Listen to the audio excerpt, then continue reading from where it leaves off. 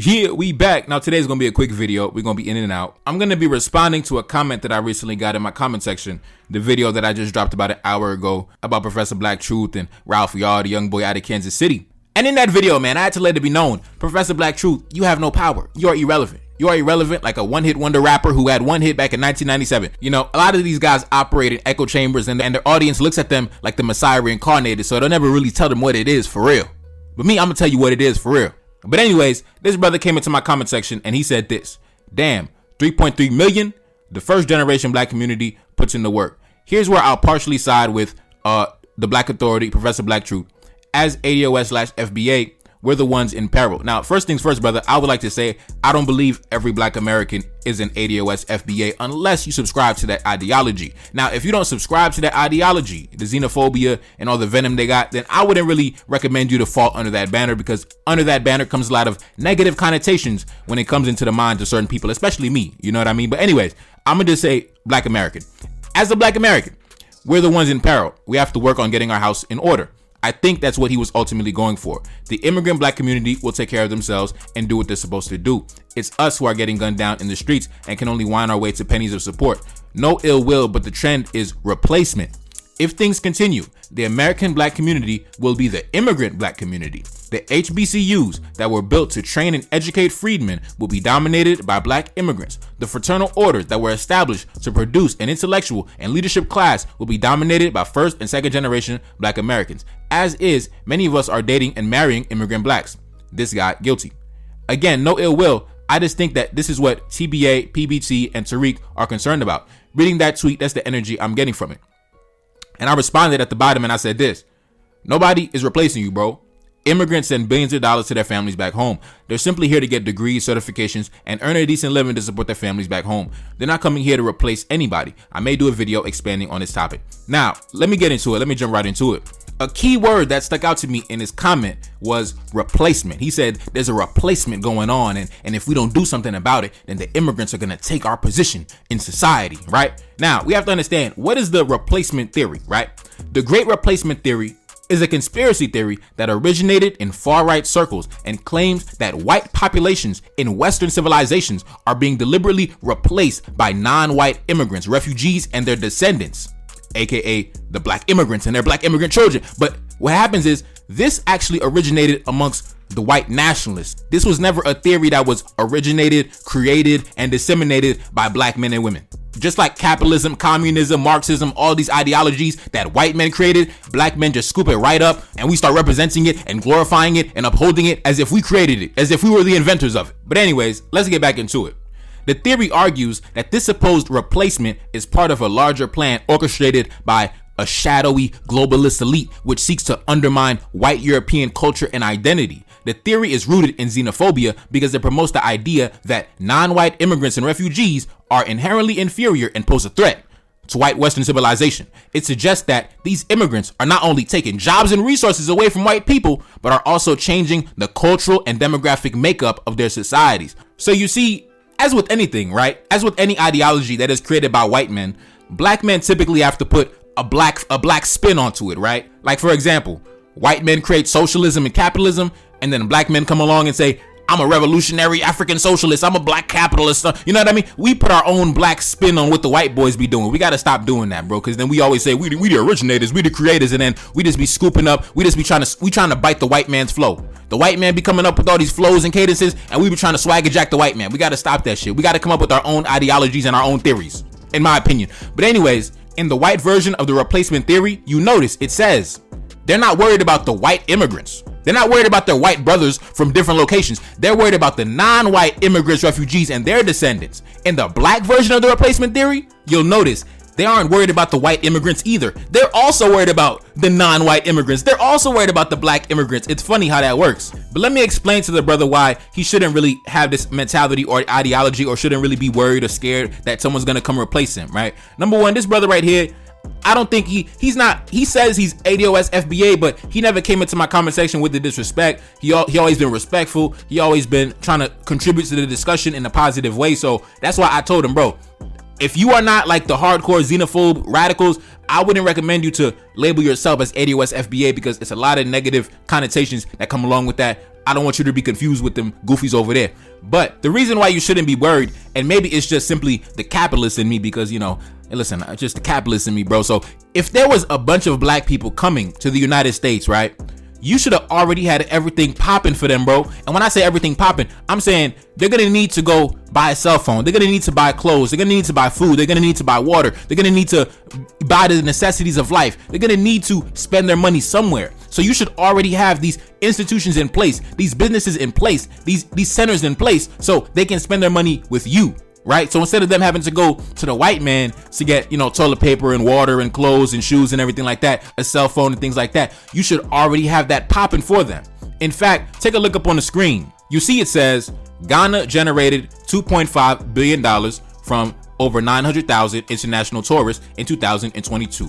Meek Mill, Dave Chappelle, Letitia Wright, T-Pain, Skepta, Stormzy, Chance the Rapper, Stefflon Don, Daju, Sway, Vic Mensa, Charlamagne, Boz, Jeremiah, Masego, Rhymes, and more all visited Ghana in 2022. And I'm bringing this up because an influx of those of us coming from the diaspora into Ghana, spending our money in Ghana, supporting the local vendors in Ghana, supporting the local businesses in Ghana, purchasing goods and services in Ghana. All of that is a benefit. All of that is a plus to the Ghanaian economy. In my opinion, I believe where the tension is coming in at is due to the fact that in North America, these systems are not in place for the circulation of our dollars among our various communities. We are all competing for jobs working for white men. So instead of us sending our applications to go work for the black man, because the black man should already have his corporations, his businesses, everything popping, so we can send our application and go work for him, we are all sending our applications to the white man. So we are battling for crumbs that the white man is giving out. Whereas, for example, if a Haitian goes to the Dominican Republic, whether he wants to go to the supermarket, whether he got to pay his bills, even if he wants to open a business, he has to go through the local Dominicans first because they got their systems on lock. They got their systems in place.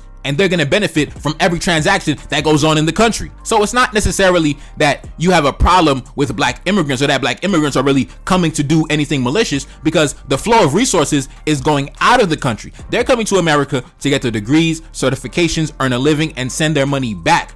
Billions of dollars are flowing out of the country into black countries from those who migrated into the West. So if they were coming to replace you, that would mean that they're trying to establish roots in America and build up America and build up the economy of America and become an economic force in America. When in reality, the flow of resources is leaving America. The flow of migration might be coming into America, but the flow of resources is going out of America. That goes to show they're not worried about replacing you, because if they were, the flow of resources would be staying in America to establish their power base here, but they're not doing that. They're sending their billions of dollars out of the country. But in the United States, if these systems were in place where a black immigrant didn't have to go to Metro PCS to get a cell phone when they first came, they should be able to go to, Black Man PCS and get a brand new iPhone, right? Instead of having to go to the big pharmacies, the Walgreens and the CVS, and spend money with the white man, they should already be, Black Man drugstore, you know what I mean? So we can spend our money over there, get our medicine over there. Instead of us having to go to, Macy's to get our clothes, it should already be, the Black Man's department store, ready and selling everything we need so we can circulate our dollars among our various communities, right? And if that was the case, then nobody would be complaining about being replaced, because they'll be too busy counting up the check, counting up the profit. They'll be too busy getting rich. So they will be supporting immigration, because they'll be like, man, that's a market to capture. That's a market. They're going to be spending money. They're going to be spending their money with me.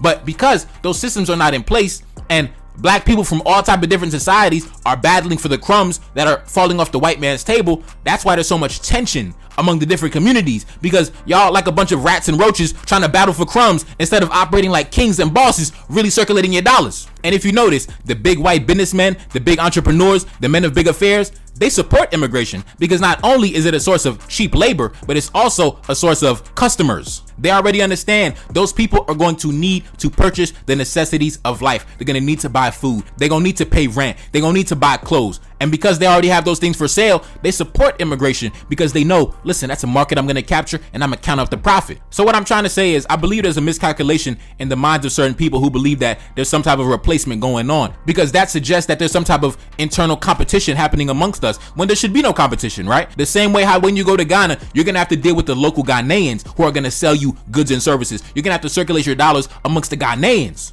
But if the Ghanaians didn't have much for sale and we had to go to, the white folks, then it would be the local Ghanaians and the immigrants from different locations all battling for crumbs, and there'll be a lot of tension and a lot of people butting heads. That's where the source of the negative energy comes from, in my opinion. But that's not the fault of black immigrants, bro. Y'all got to get those economic systems in place first. But if those economic systems are not in place, you can't then turn around and point your gun at black immigrants and start firing off shots. That don't got shit to do with us, bro. Now, I will say this. There's an element of xenophobia that exists in every nation in the world, including black nations, including my own nation, right? Haitians, yes, there's a xenophobic element amongst us, but our xenophobic element is not targeted towards blacks. I already told you, bro, for the first 111 years of Haiti's existence, you could not even own land or property in the country if you were not a black man. And the only reason that law changed was because the United States government invaded in 1915 and they changed the Constitution. They rewrote the Constitution that finally allowed white men to own land in Haiti. And ever since then, it was the beginning of the end. We have never recovered from the 1915 American invasion and occupation. There was never a xenophobic element in Haiti that was geared towards black people from different locations. I even spoke about how the 1889 Constitution, it said that you cannot even be a Haitian citizen if your father was not a black man. Your father could have been a black man from any country in the world, but if your father was not a black man, you were not eligible for citizenship in Haiti. Your father had to be a man of African descent. Your father had to be a son of the soil in order to be a citizen in Haiti.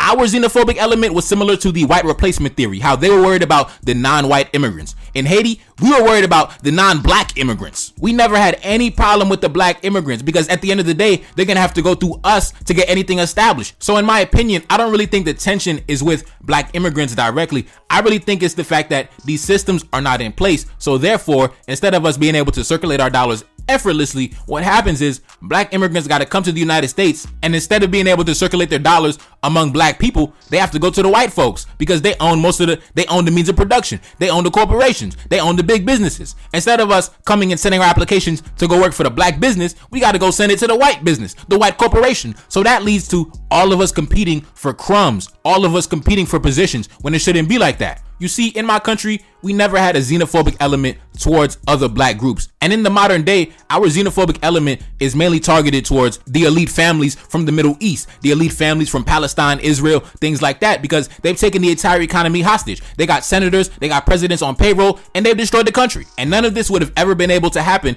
if the article in the Constitution stating that non-black men are not allowed to own property or land in Haiti, if that was upheld, then they would have never been able to capture the country the way they did. In summary, what I'm trying to say is this: if these systems were in place to where the immigrant blacks could come to the native blacks to get everything they need, then none of these conversations would be happening, because the native whites are not worried about the immigrant whites coming, because they know the immigrant whites are going to come spend money at our businesses, they're going to come work for our corporations, they're going to pay taxes to our government, they're going to come and support everything we got going on, they're going to circulate their dollars amongst us. But because the native blacks don't have the means to sell products and services to the immigrant blacks or provide jobs to the immigrant blacks, that leads to the native blacks and the immigrant blacks competing for the same positions, when it shouldn't be like that. When you go to the African continent, you're gonna have to spend money amongst the Africans. You're gonna have to go to the Africans for everything you need, and they're gonna make a profit off everything you do. That's why Ghana was celebrating the fact that they generated $2.5 billion off tourism in 1 year, and you already know a good amount of that money went to the local economy. But if you don't have too many products for sale, if you don't have too many services for sale, then how are you going to benefit from an influx of black people coming into the country?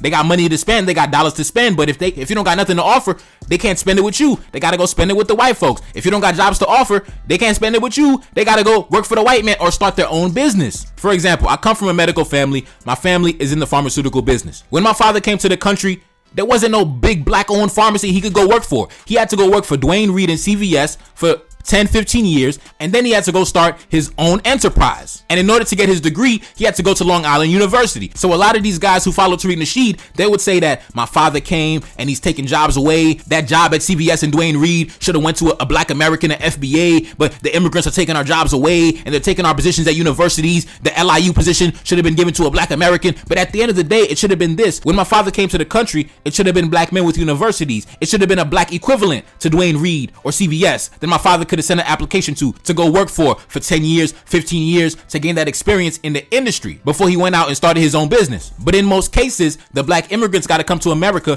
and work for the white corporation, or they got to start their own business, because it's not too many black owned businesses. It's not too many black owned corporations. It's not too many black owned enterprises that can employ all 40 million, all 45 million of us. It's just not possible. And that's why we're all battling for crumbs like a bunch of rats and roaches on the bottom of the kitchen floor. When in reality, an influx of immigrants in the mind of a capitalist, a true capitalist, that should mean a market to capture. That should mean a source of cheap labor. That should mean someone I can rent out my property to, because you know they come in with their whole families. But if these systems are not in place, then you end up competing with the immigrants. And that shouldn't be the case. The locals should not be competing with the immigrants. The locals should be capitalizing off the immigrants. Just like the native whites, the foundational white Americans, they capitalize off the white immigrants. They capitalize off the Ukrainian immigrants, the Canadian immigrants, the English immigrants, the French immigrants, the Bulgarian immigrants, the Czechoslovakian immigrants. The foundational white Americans are not worried about the Western European immigrants, the Eastern European immigrants, because they know, listen, we gonna capture all them dollars, baby. Yeah, we gonna capture all them dollars, baby. They gonna circulate them dollars amongst us. But if the systems are not in place by the foundational black Americans to be able to capture the dollars of the immigrant blacks, then that's where the animosity comes from. But that doesn't have shit to do with the immigrant blacks. And trying to slander or disrespect immigrant blacks is not gonna establish those economic systems for you. That's not gonna put you in the position of power. Having a roast session, having a comedy session like Tariq Nasheed is not gonna build a corporation for you. It's not going to build an economy for you. You're going to be in the same place trying out your new comedy session, trying out your new comedy sketch, but you're still going to be in the same place, running in the same place like you're on a treadmill. So I don't know what to tell y'all, bro. I mean, it is what it is, man. Immigrants, whether they're black, white, whatever, they're not coming to America to replace anybody. They're coming to America to get degrees, certifications, earn a decent living, feed their family, send their kids to school, live a peaceful existence. Now, me personally, I'm a capitalist, so when I see a flow of immigrants coming in, all I see is a market. All I see is customers. All I see is employees. I don't see competitors. I don't see enemies. But like I said, you got to have that mindset. But anyways, man, it's your boy Nevercard Desaline, back in the building. Yes, indeed. Like, share, subscribe, cash app in the description, and I'm gone. Peace. Reincarnated, I'm back in original fashion. I left on a horse and came back in the ass, and I left with abundance and came back to famine. We used to be pyramids, now we be rapping. Look how the mighty have fallen. Used to be running, now we be walking. When you be cooning, that's when they applauded. Selling your soul, your sons and your daughter. Gotta come up in this shit, they stuck in the mix. Really, my heart it be breaking. That's why I'm stacking that paper and handle my business. Pass it down in generation. Talking about money and power and building a nation. That's a deadly combination. Never be watching the TV, they pushing agendas, falsifying information. Know they got malice intentions. Step in the room and I'm feeling attention. Enemy watching me blocking my vision. Been for the check cause I need my redemption. Building my kingdom, I need it protected. Ready for war like a young money Congo. Never decided the team is the motto. Up in the crib and I'm whipping up waffles. Up in the crib and I'm smoking gelato. I'm chilling, I'm taking my pain and make it ambition. I'm blessed by the gods, but I ain't religious. I came for the power, they came for the bitch. They making no hourly wage, I got business. This is an art